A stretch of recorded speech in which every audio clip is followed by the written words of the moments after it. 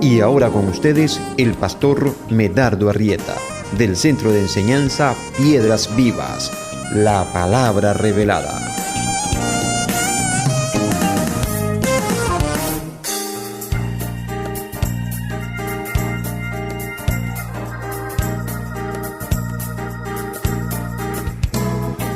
Hola, le habla su hermano y su amigo José Medardo Arrieta Martínez.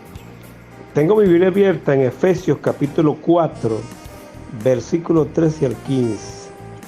Y quiero hablarles del pensamiento más elevado de Dios.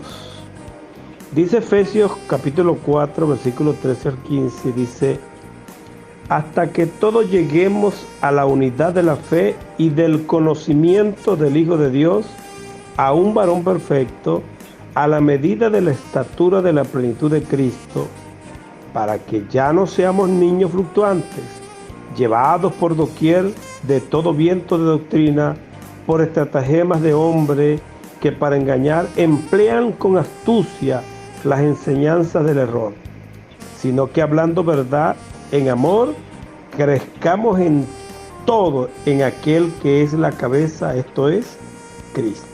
Y como dije en unas lecciones anteriores, este es uno de esos pasajes en la Escritura que visito muy a menudo con mi mente.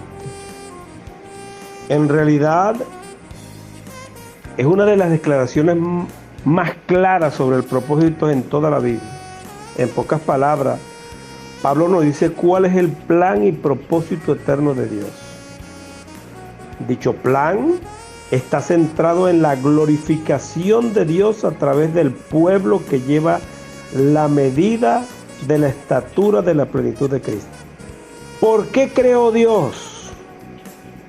¿Cuál era su propósito?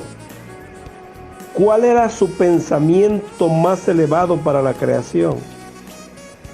Hay una multitud de perspectivas centradas en el ser humano que se concentran en los beneficios percibidos por el hombre al involucrarse en el propósito de Dios. Ciertamente, Dios nos ha amado sin medida y se ha prodigado a sí mismo sobre nosotros. No hay duda al respecto, pero en el centro de todo lo que Dios ha hecho está su deseo justo y bueno de tener una creación llena de la gloria tal como las aguas cubren la mar, como dice Habacuc 2:14. Las almas de los redimidos son dicha creación, no la tierra, ni tampoco una nueva tierra, ni un nuevo planeta, un nuevo lugar o cosa. La gloria de Dios no puede llenar un lugar o una ciudad o una montaña.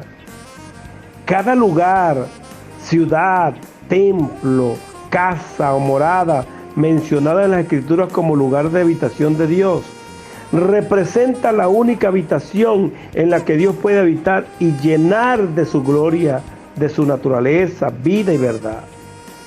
La nueva creación en la que Dios habita y es glorificado, reina, gobierna, enseña, conforma y hace brillar su luz, son las almas corporativas de aquellos que han sido nuevamente creados en Jesucristo. Ahí es donde el cielo y la tierra se unen. Esta no es una relación donde el cielo y la tierra están separados por un velo, separados el uno del otro como en el antiguo pacto. Esta es una relación donde el cielo y la tierra han sido unidos a la persona de Jesucristo. Este es el nuevo cielo y la nueva tierra donde mora la justicia.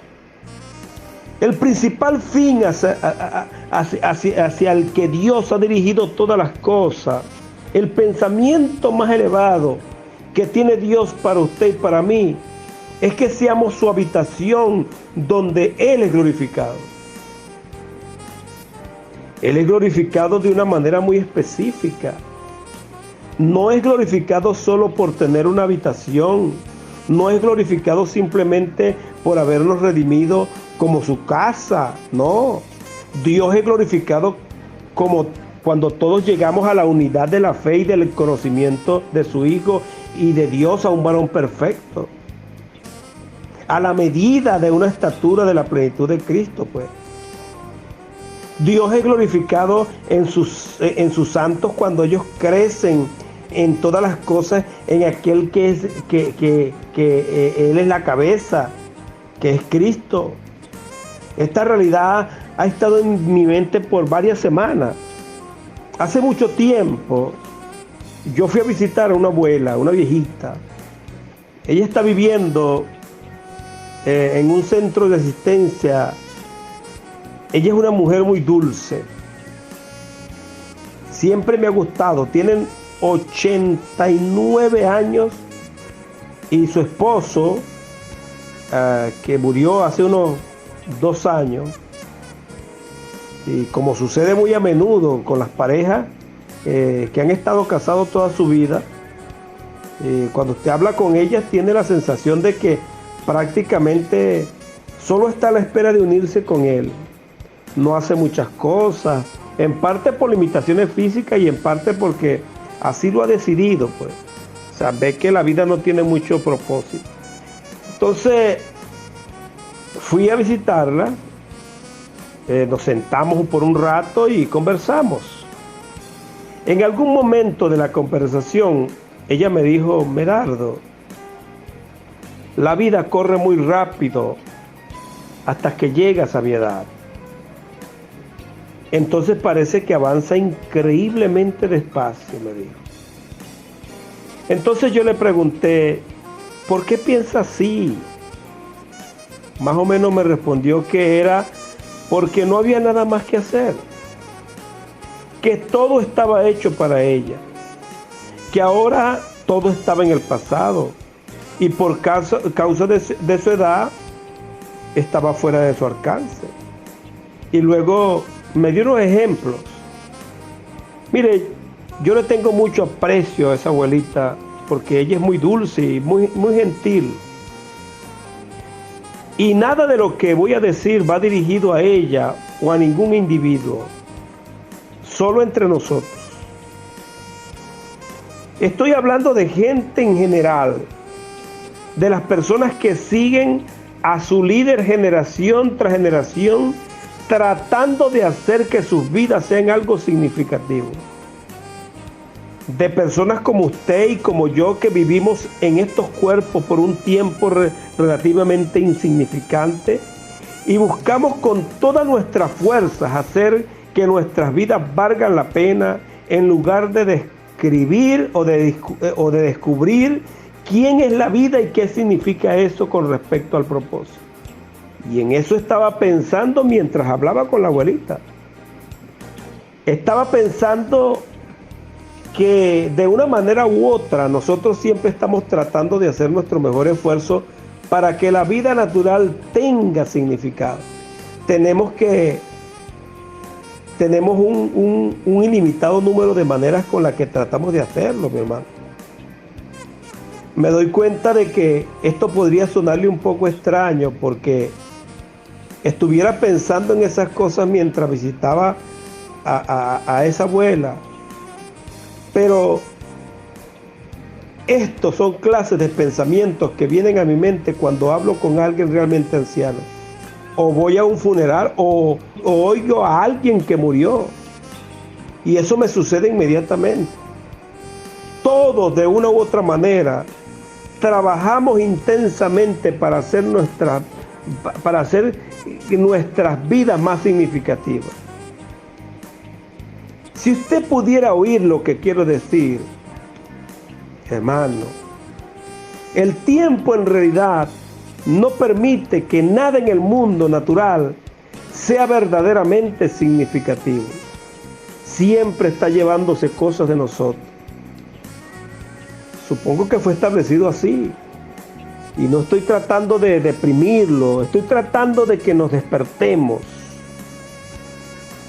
Las personas entregan su vida entera a una carrera que, a pesar de que paga las cuentas y suple las necesidades, tarde o temprano acabará junto con las relaciones, habilidades y reputación que dejamos atrás. Algunos hacen de la vida la crianza de sus hijos, viajar o vender cosas. No creo que tenga que recorrer toda la lista, pero esto es obvio. Estoy tratando de establecer que el tiempo eventualmente nos quita todo. Vivimos en un mundo en donde nada es poseído internamente en verdad, y donde todo lo que es poseído externamente solo es poseído por un momento. Así pues, el tiempo nos permite experimentar algo y también nos los quita. Y luego nos deja solo en el recuerdo de un momento. Todos nosotros, en cierto modo, ignoramos esta realidad. Y mientras tanto buscamos una y otra vez más experiencias temporales y cosas que realmente no se pueden poseer. Pero decimos cosas como: estamos construyendo recuerdos, en lugar de decir: estamos constantemente perdiendo cosas por el tiempo. La primera suena mucho más positiva. Mientras estaba sentado con esa abuelita, el pensamiento que vino a mí una vez más fue que redimir el tiempo es usar el tiempo para ganar algo eterno. La única manera de usar el tiempo sabiamente es buscar en el tiempo algo interno y eterno. Aunque este versículo específico de Efesios capítulo 4, versículo 13, no llegó a mi mente en ese momento que estaba hablando con la abuela, el concepto básico sí. La realidad del propósito, qué es el propósito y cómo funciona, eso sí llegó a mi mente. La realidad de ello agujereó mi corazón y de cierta manera me dolió por varios días. Siempre digo algo así después de haber tomado unas vacaciones. Se está convirtiendo en una especie de tradición, pero creo que es algo bueno para decir. Definitivamente es bueno para mí. Es muy fácil perder de vista o no ganar vista jamás de algo más real que las muchas cosas que el tiempo nos quita. Recuerdo que una vez dije que la única manera que tenemos de pelear contra el tiempo es con una cámara, aunque en realidad tampoco captura nada. Me gustan las fotos, pero ellas solo son recuerdos más claros. Así en medio de los muchos y muy diferentes propósitos, ideas y planes del hombre, además de muchas maneras con las que tratamos de darle significado a nuestra vida, permanece el eterno y inolvidable propósito de Dios. Siempre está ahí, escondido en los ojos naturales, pero revelado a cualquiera que esté interesado, a todo aquel que quiera enfrentarlo.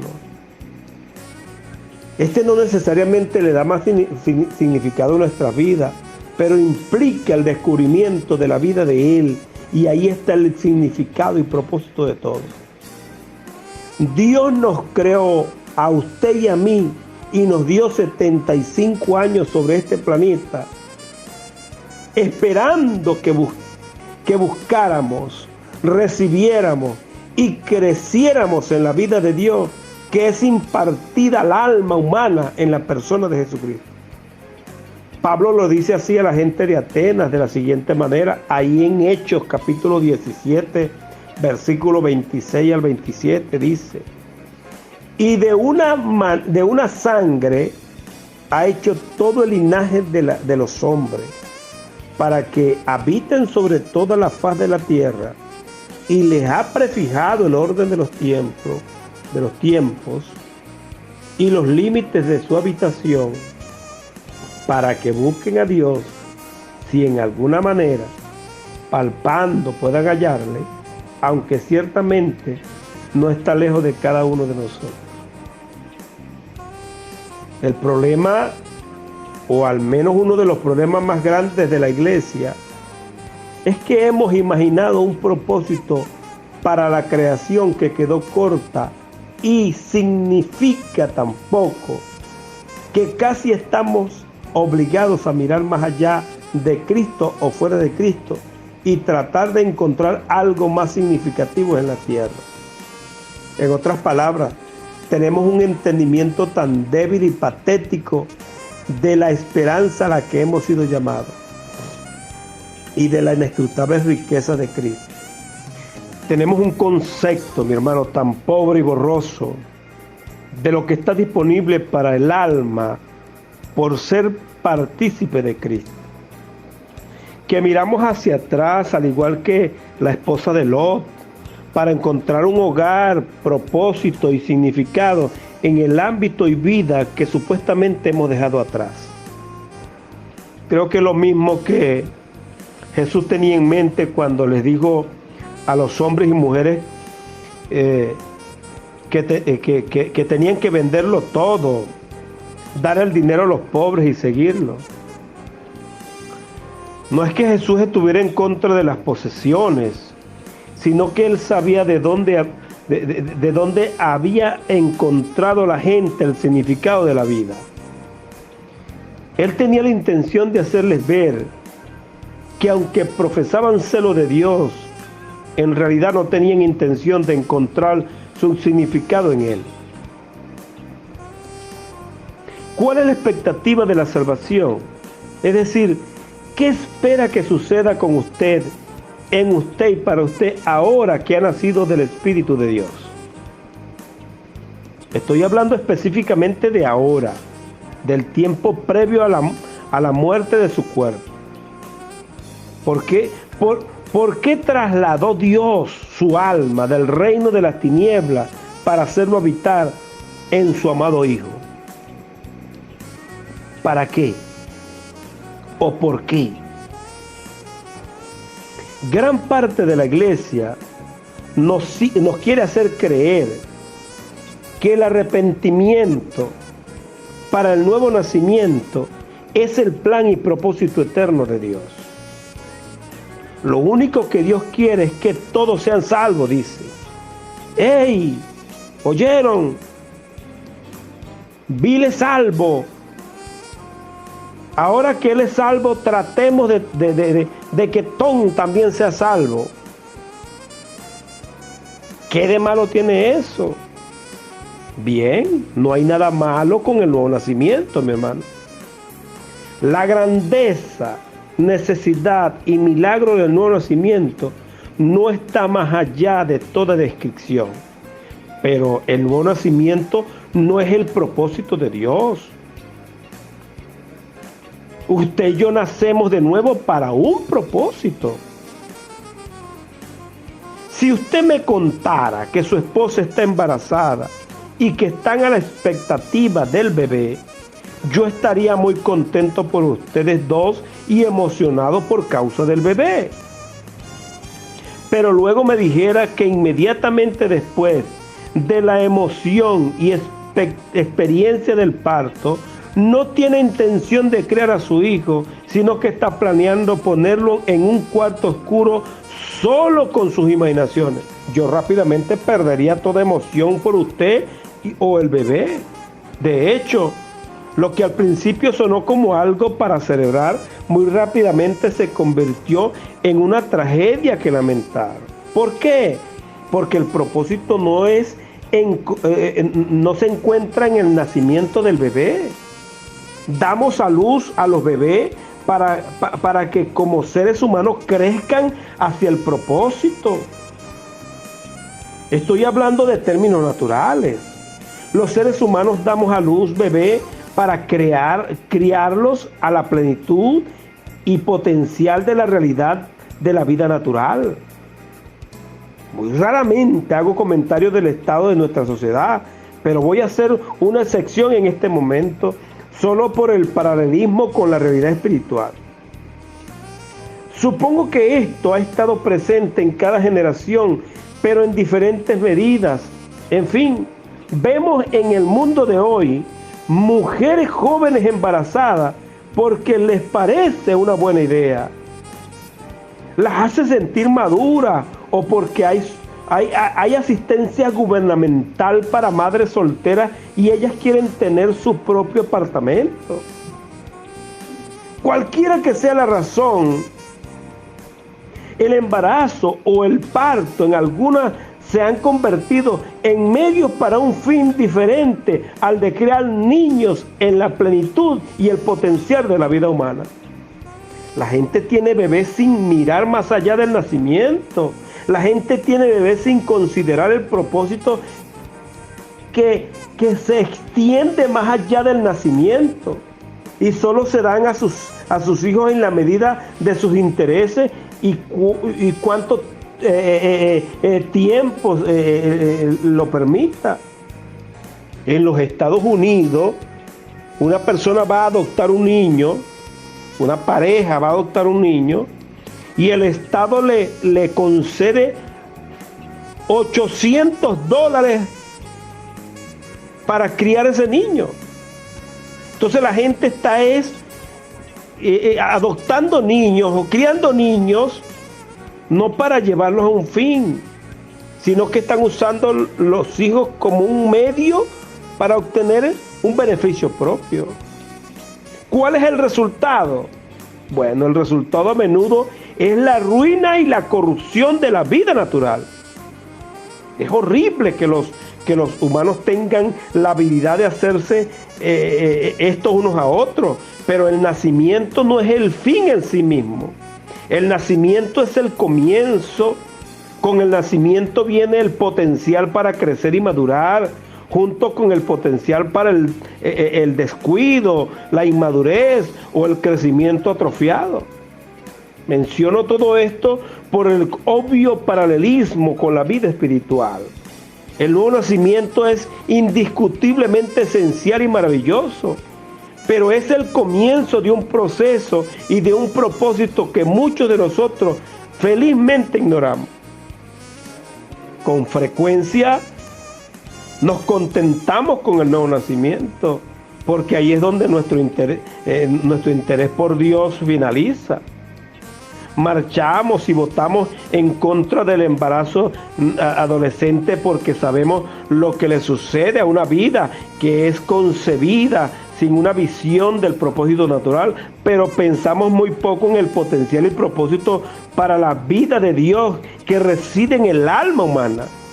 Y claro, tomamos una posición contra el aborto, pero somos mucho menos protectores de la vida y del potencial que existe como la semilla de Dios en el corazón del hombre.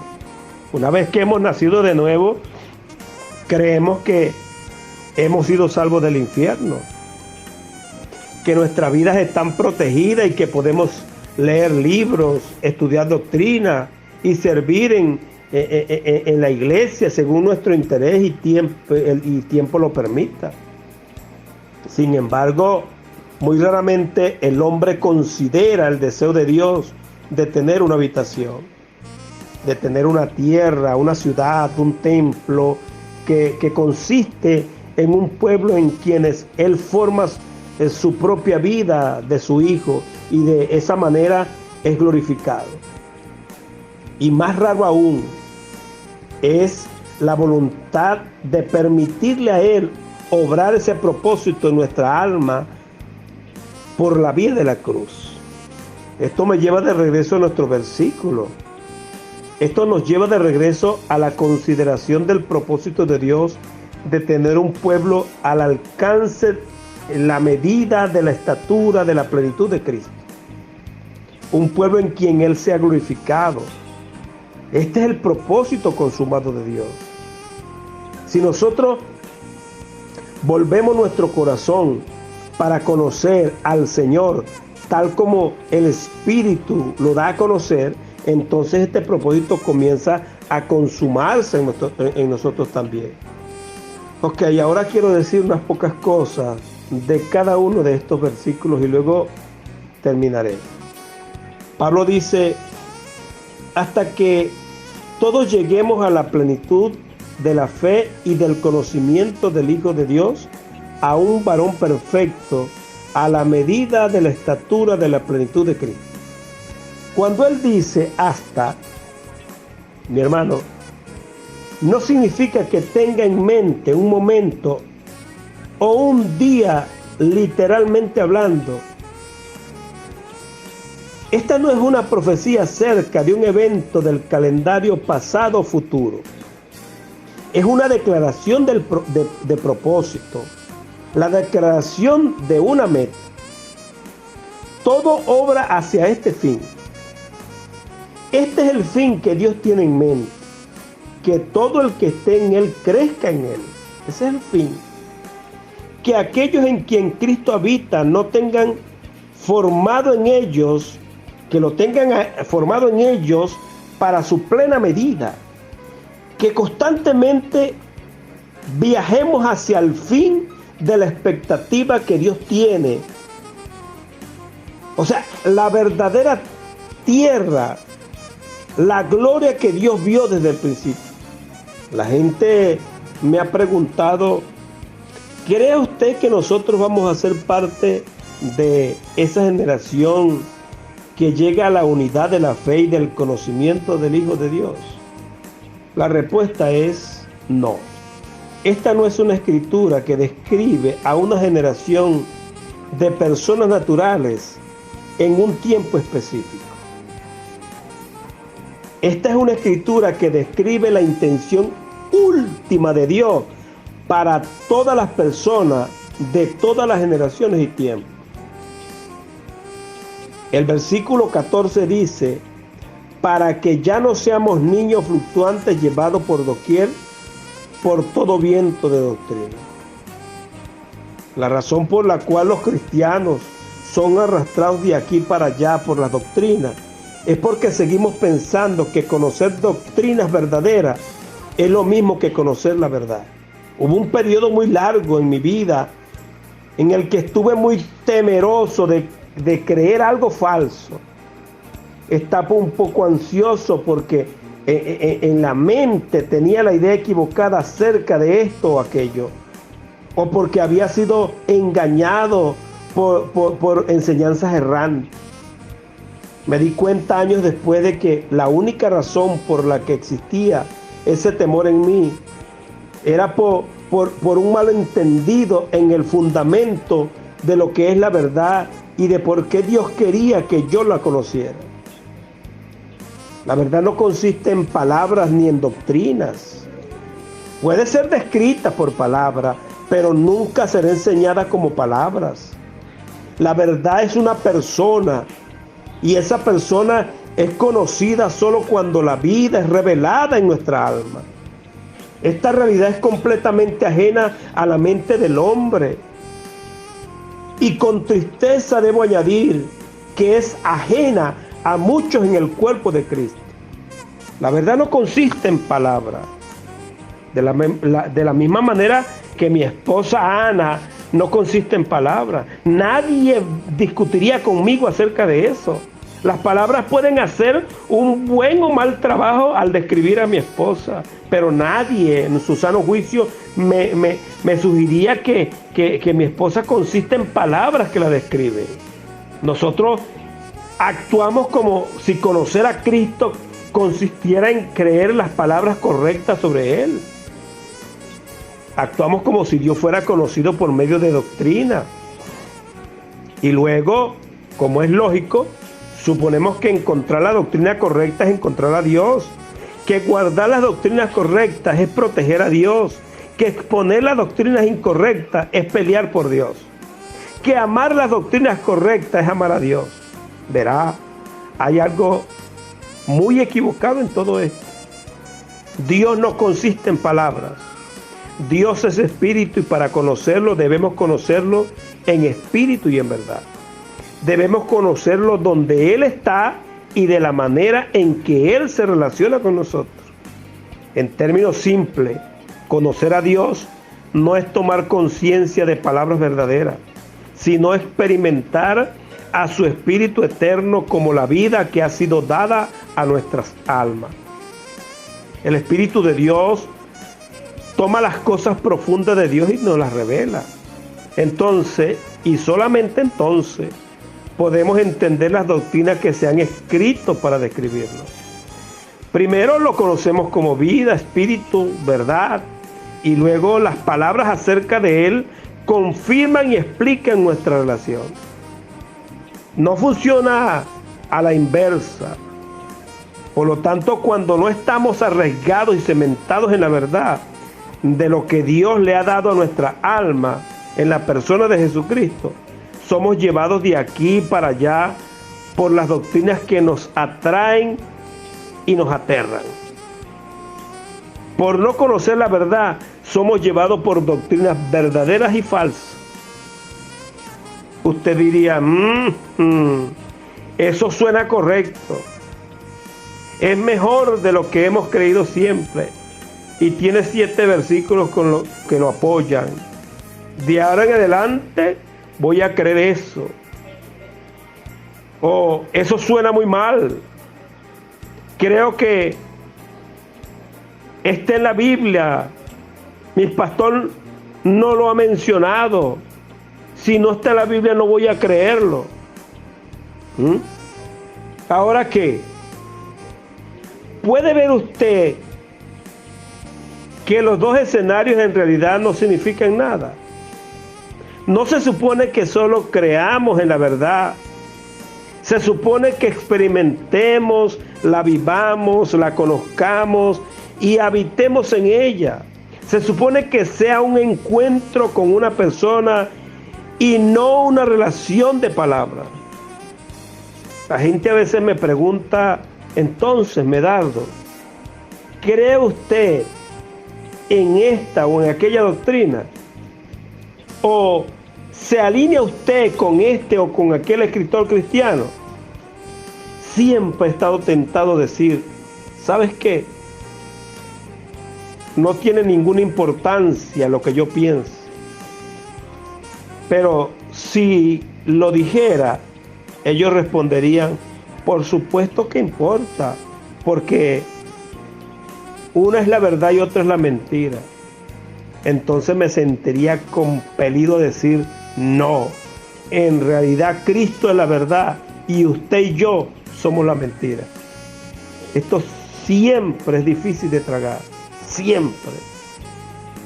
Porque aquí no hay doctrinas verdaderas. Aquí la realidad, la verdad es Cristo. Y lo falso, la mentira, somos nosotros. En un sentido, realmente no importa lo que yo piense acerca de la verdad.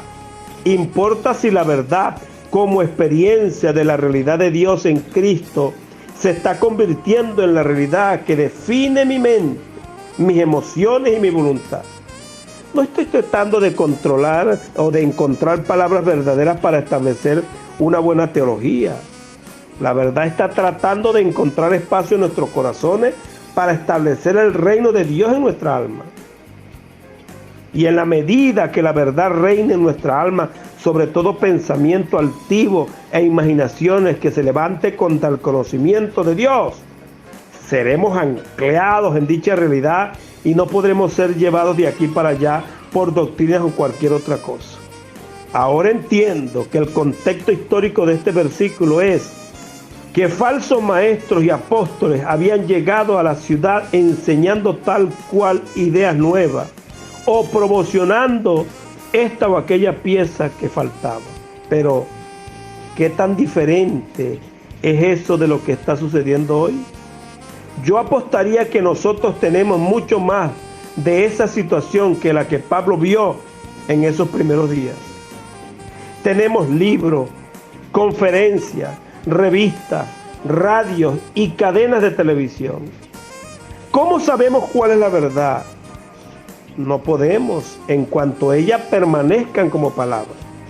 No podemos conocer la verdad como una doctrina. Podemos conocer doctrinas que son verdaderas, pero no la verdad como una doctrina. Pero cuando las palabras verdaderas son presentadas a los oídos y hay un corazón que genuinamente quiere conocer a la persona que ella describe, entonces el Espíritu de Dios puede establecer a la persona de la verdad en el alma. Esto es lo que describe el siguiente versículo, que dice sino que hablando la verdad en amor, crezcamos en todo en aquel que es la cabeza, esto es Cristo. ¿Cómo es que hablamos la verdad unos a otros? Hace que crezcamos en todo en Él. En definitiva, no porque aprendamos hechos y memoricemos versículos, sino porque al compartirnos a otros la realidad de nuestra salvación, le damos al Espíritu de Dios algo real con que trabajar. Esta es la razón por la que yo considero que los grupos y las reuniones pequeñas son esenciales para el crecimiento de Dios. No es porque estemos tratando de imitar la iglesia del primer siglo.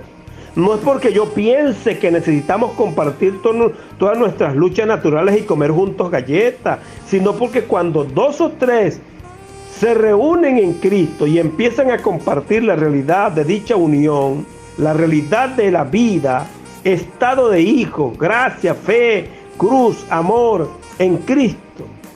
Porque cuando intentamos hablar de las cosas desde la perspectiva dada por el Espíritu está presente para hacer lo que Él hace mejor y ama hacer. El Espíritu está ahí para tomar las cosas de Cristo y revelarlas a nosotros, para hacer que conozcamos las cosas de que Dios nos ha concedido. Y todos nosotros, ¿verdad? Como dice 2 Corintios 3:18, para terminar, con el rostro descubierto, contemplando como un espejo la gloria del Señor, estamos siendo transformados en la misma imagen de gloria en gloria, como por el Señor el Espíritu. Mis hermanos, bendiciones, feliz tarde, le mando un abrazo a la distancia. Les habló su hermano y su amigo José Medardo Arrieta Martínez.